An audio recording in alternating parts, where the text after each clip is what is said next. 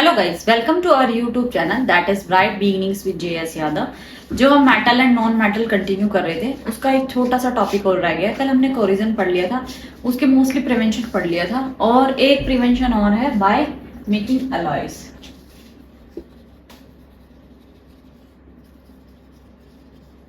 ठीक है, अलॉयज क्या होते हैं? अलॉयज होते हैं बेटा इसका मिक्सचर ऑफ होमोजीनियस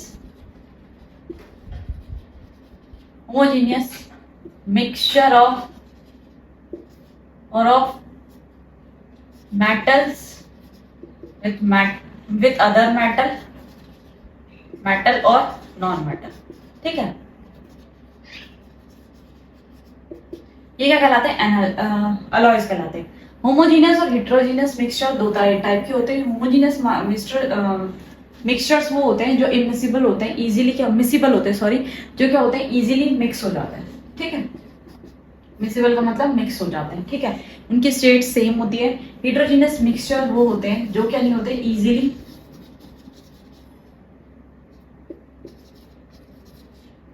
इमिसिबल होते हैं। ठीक है, जैसे सैंड और वाटर का। होमोजीनियस मिक्सचर है शुगर सॉल्यूशन, सॉल्ट सॉल्यूशन। ठीक है, हेट्रोजीनियस में सैंड सॉल्यूशन, ठीक है, चॉक पाउडर सॉल्यूशन, ये सारे क्या है? हेट्रोजीनियस मिक्सचर है।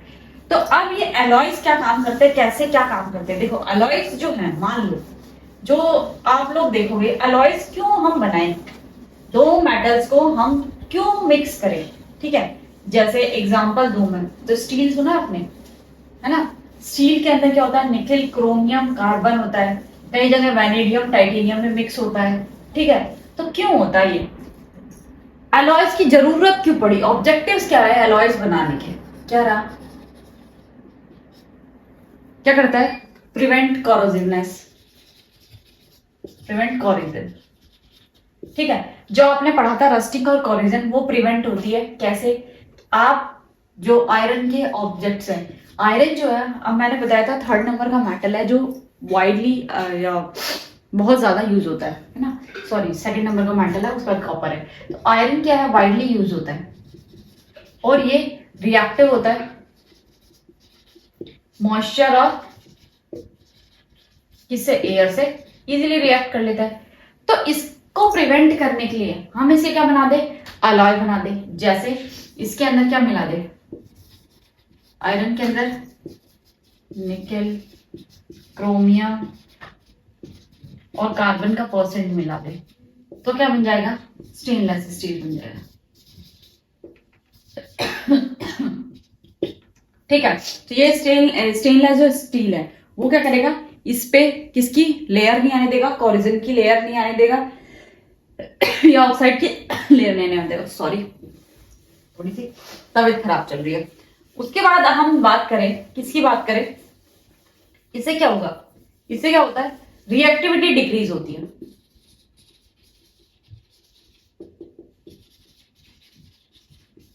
ठीक है, जैसे सोडियम हाईली रिएक्टिव है। सोडियम जो है वो क्या है? Highly reactive. ठीक है, देखो, नॉन मेटल के साथ बनाना है तो सोडियम को क्लोराइड के साथ करा दो। ठीक है, सोडियम और मैग्नीशियम को करा दो, तो इनके साथ क्या होगा? ये जो रिएक्टिविटी है, या फिर सोडियम और मरकरी, ठीक है, इनको जैसे सोडियम अमलगम भी जिसे कहते हैं। ठीक है, कोई भी मेटल अगर मरकरी के साथ रिएक्ट करता है तो उसे क्या कहते हैं? सोडियम अमलगम कहते हैं। तो क्या कराते हैं? इनकी रिएक्टिविटी क्या हो जाएगी? डिक्रीज हो जाएगी। दूसरी बात, इनकी हार्डनेस बढ़ाने के लिए, क्या करने के लिए बेटा? हार्डनेस बढ़ाने के लिए। अब जैसे ज्वेलरी पहनते हो आप, गोल्ड सिल्वर की, गोल्ड की मेनली, तो इसकी हार्डनेस बढ़ाने के लिए इसके अंदर सिल्वर और कॉपर मिलाते हो। ठीक है, उसके अलावा आयरन की हार्डनेस बढ़ाने के लिए उसके अंदर कार्बन मिलाया जाता है। ठीक है, बर्तन बनाने के लिए अभी मैंने बताया निकेल और क्रोमियम मिलाया जाता है। ठीक है, ब्रास बनाने के लिए कॉपर के साथ जिंक मिलाया जाता है। तो ये सारी चीजें क्या है? ये क्या काम करती है? उस मेटल की हार्डनेस को इंक्रीज कर देती है। अगर वो मेटल कठोर हो गया तो वो टूटेगा देर से। हार्डनेस का मतलब उसको अगर देखो बहुत लचीली चीज होगी तो वो बहुत जल्दी टूट जाएगी, अगर वो थोड़ी हार्ड होगी तो क्या होगी? वो ज्यादा दिनों तक चलेगी। तो इसीलिए क्या होता है? मेटल को हार्डनेस देने के लिए भी क्या बनाए जाते हैं? अलॉयज बनाए जाते हैं इनकी टेंसाइल स्ट्रेंथ बढ़ाने के लिए। ठीक है, आयरन है, निकल है, कॉपर है, इनकी क्या बढ़ाने के लिए, टेंसाइल स्ट्रेंथ बढ़ाने के लिए भी क्या बनाए जाते हैं, अलॉयज की फॉर्मेशन की जाती है।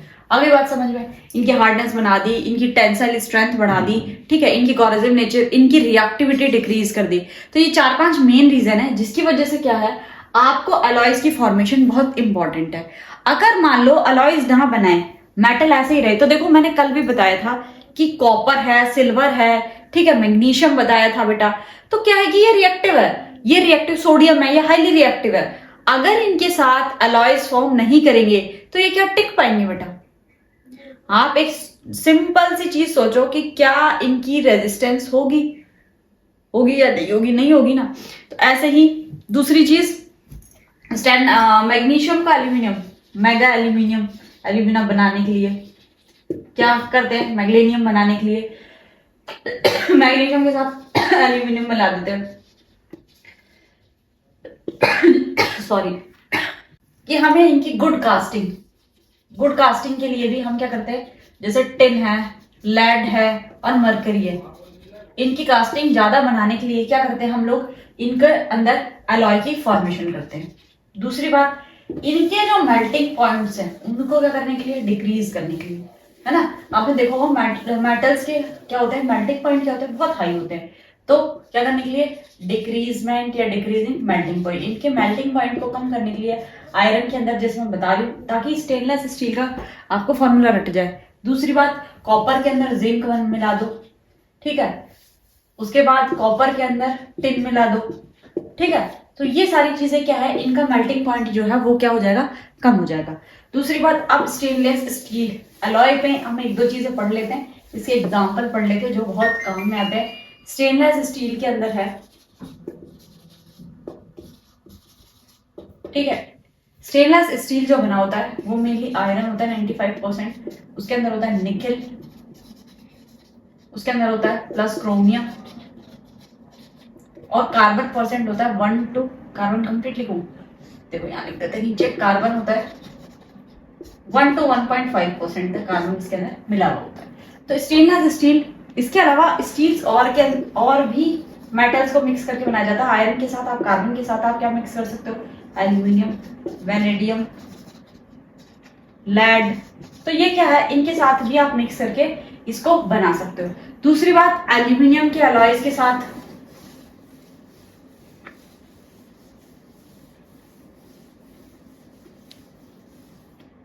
एल्यूमिनियम को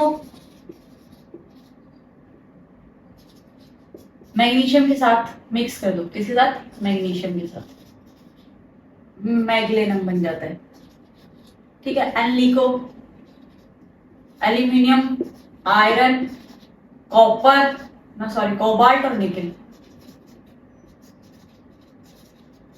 निकाल बनाने से एल-निको बन जाता है, ठीक है। तो ये क्या है, कुछ एग्जाम्पल है, किसके एग्जाम्पल है बेटा, अलॉयज के एग्जाम्पल है, किसके एग्जाम्पल है, अलॉयज के एग्जाम्पल है, ठीक है। और मरकरी के साथ, जैसे सोडियम मेटल को किसके साथ कर दिया, मरकरी के साथ मिक्स कर दिया, तो इनको कहते हैं हम सोडियम अमलगम, क्या कहते हैं, सोडियम अमलगम, ठीक है। तो ये जो अमलगम होते हैं, सोडियम जो अमलगम है, ये क्या है, इसके लिए इंपॉर्टेंट है कि जो सोडियम है वो हाईली रिएक्टिव है, इसकी क्या हो जाएगी, रिएक्टिविटी डिक्रीज हो जाएगी, और ये आराम से क्या कर पाएगा, एनवायरमेंट के अंदर रेजिस्ट कर पाएगा, ठीक है। तो इसके लिए हमें क्या है, दूसरी बात, एल्यूमिनियम, जितने भी आप बर्तन यूज करते हो, दूसरी बात आपने देखा होगा टेफ्लॉन की कोटिंग करते हो आप, किसके ऊपर करते हो आप, एल्यूमिनियम के ऊपर कर देते हो, स्टेनलेस स्टील के ऊपर कर देते हो, ताकि क्या हो जाए, ये कोटिंग्स क्यों की जाती है मेटल और नॉन मेटल की, कि उनकी वर्किंग एफिशिएंसी जो है वो बढ़ाने के लिए, ठीक है। तो इनसे क्या होगा, इससे जो एलॉय है, इससे क्या होगा कि जो एक तो दूसरी बात, मेटल एक्सट्रैक्शन के लिए भी एलॉयज का फॉर्मेशन किया जाता है, ठीक है। आपने देखा होगा कि मेटल प्योर फॉर्म में बहुत कम मिल रहे थे, जो क्या थे, नॉन रिएक्टिव मेटल थे। कल हमने पढ़ा था जो हाईली रिएक्टिव और रिएक्टिव मेटल थे वो क्या थे, बहुत ज्यादा स्पीडली रिएक्ट कर रहे थे, और वो प्योर फॉर्म में तो मिल नहीं रहे थे, वो कौन से फॉर्म में मिल रहे थे, अलॉय। जैसे एल्यूमिनियम का क्या था एल्यूमिनियम का अलॉय मैंने बताया था बॉक्साइट, ठीक है। तो ऐसे ही कॉपर का क्यूपराइट बताया था, तो ये सारी चीजें क्या है कि आपको पता होना चाहिए कि एलॉय क्या होते हैं, ठीक है। अब हम डिस्कस करेंगे अमलगम के बारे में। अमलगम्स क्या होता है कि मरकरी के साथ किसी भी मेटल की रिएक्टिविटी, ठीक है। तो अब देखो अमलगम जो है वो मरकरी के साथ किसी भी मेटल की रिएक्टिविटी, सोडियम की, अभी बताया क्या करने के लिए, सोडियम की मरकरी के साथ रिएक्टिविटी करेंगे। तो किसके लिए करेंगे, Hg होता है, मरकरी का साइन क्या होता है, Hg। तो क्या करेंगे हम उसकी रिएक्टिविटी डिक्रीज करने के लिए क्या कहते हैं, टिन की या सिल्वर की, टिन की भी कर सकते हैं मरकरी के साथ रिएक्टिविटी, ठीक है। उसके बाद सिल्वर की, ताकि वो क्या नहीं करे, रिएक्ट ना करे, ऑक्साइड्स ना बनाए, ठीक है। तो और दूसरी बात पॉलिशिंग, चीप सिल्वर के एक और चीज के लिए किए जाते हैं पॉलिशिंग मिरर्स। ये जो चीप मिरर्स होते हैं ना बेटा, इनके ऊपर जो सिल्वर पॉलिशिंग होती है ना, उसके लिए भी सिल्वर और मरकरी का यूज किया जाता है। दूसरी बात, ये जो अमलगम्स है, ये मेनली अमलगम का मतलब ये है कि किसी भी मेटल की रिएक्शन जो है वो किसके साथ होनी चाहिए, ओनली एंड ओनली मरकरी के साथ होनी चाहिए, यानी Hg के साथ होनी चाहिए, ठीक है। और एलॉयज मैंने आपको एल्यूमिनियम के बता दिए थे, कॉपर के और देख लो।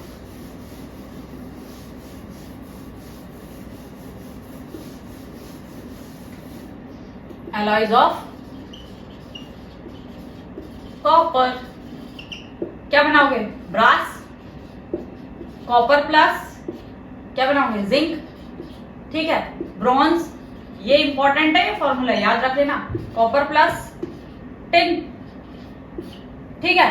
तो ये सारी चीजें क्या है, ब्रास और ये ब्रॉन्ज मेटल होते हैं, पीतल, तांबा, है ना, ये जो है आप यूज करते हो, ठीक है। ब्रास का मतलब पीतल होता है, गोल्ड, सिल्वर और ब्रॉन्ज मेटल ही बोलते हैं भाई, ठीक है। तो देखा होगा किस कलर के होते हैं वो येलोइश के कलर के होते हैं, ठीक है। तो वो किससे बने होता है, कॉपर और टिन से, ये कॉपर और जिंक का, ये वी इंपॉर्टेंट है। दूसरी बात है एलॉयज ऑफ गोल्ड,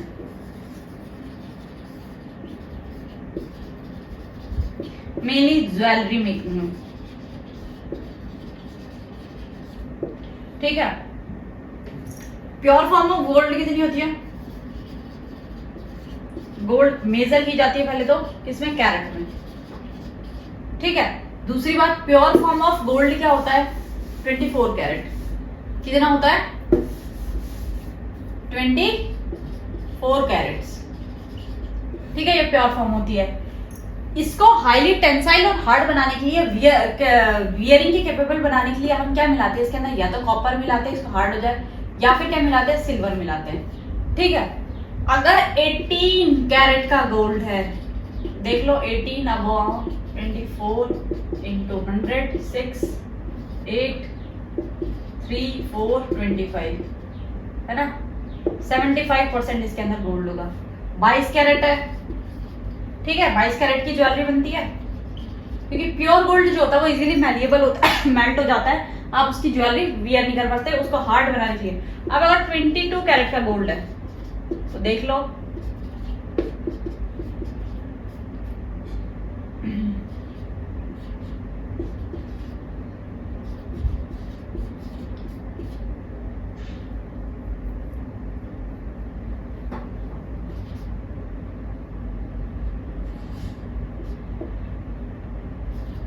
$91.66 यानी 92% क्या होता है उसके अंदर, गोल्ड होता है, ठीक है।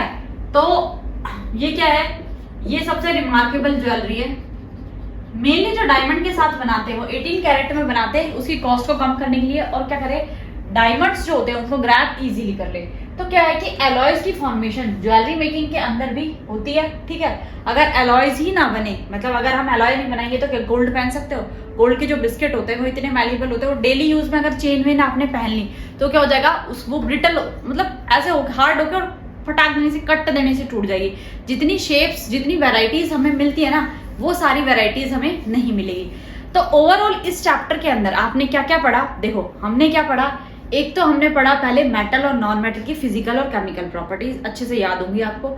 उसके बाद हमने क्या पढ़ा, एक्सट्रैक्टिंग आयन क्या होते हैं, आयनिक कंपाउंड्स क्या होते हैं, वो कैसे कैसे बनते हैं, क्या क्या रिएक्शंस होती है। दूसरी बात, उसके बाद आपने पढ़ा होगा एक्सट्रैक्शन ऑफ मेटल्स, है ना। आप मेटल को अलॉय से एक्सट्रैक्ट कैसे करोगे, उसके 4 स्टेप क्या क्या होंगे, इलेक्ट्रोलाइसिस तक कैसे पहुंचोगे। उसके बाद आपने पढ़ा एलॉयज क्या होते हैं। एलॉयज में देखो स्टेनलेस स्टील यहाँ बहुत इंपॉर्टेंट है, ब्रास बहुत इंपॉर्टेंट है, ब्रॉन्ज बहुत इंपॉर्टेंट है, ठीक है। इनका आपको जो फॉर्मूलेज हैं वो बिल्कुल रटे हुए होने चाहिए, एमसीक्यू में पूछे जा सकते हैं, किसी केस बेस्ड स्टडी के अंदर भी पूछे जा सकते हैं, ठीक है। तो इस चैप्टर के अंदर और अमलगम पढ़ा कि मरकरी के साथ किसी भी मेटल की रिएक्शन करा दे तो वो क्या बनता है, होमोजीनियस। देखो अमलगम जो है वो भी एक होमोजीनियस मिक्सचर है, ठीक है, homogeneous mixture of metal with mercury, ठीक है, इसे हम क्या कहते हैं, अमलगम। तो ये भी एक बहुत इंपॉर्टेंट टॉपिक है 10th का जो कि आज खत्म हो गया है, ठीक है। ये इसमें से बेटा मैंने आपको ऑलरेडी बताया कि ये चैप्टर बहुत ज्यादा मार्क्स कंटेन कर रहा है, उन दोनों से काफी ज्यादा है, तो आपको इस पे मोर फोकस और एम्फेसिस करने की जरूरत है क्योंकि दोनों चैप्टर का मिक्सचर है। आई होप कि आज की क्लास आपको पसंद आई होगी, ठीक है। अगर पसंद आई हो तो वीडियो को लाइक कीजिएगा, शेयर कीजिएगा, चैनल को सब्सक्राइब कीजिएगा और हमें सोशल मीडिया पर फॉलो कीजिएगा। Thank you.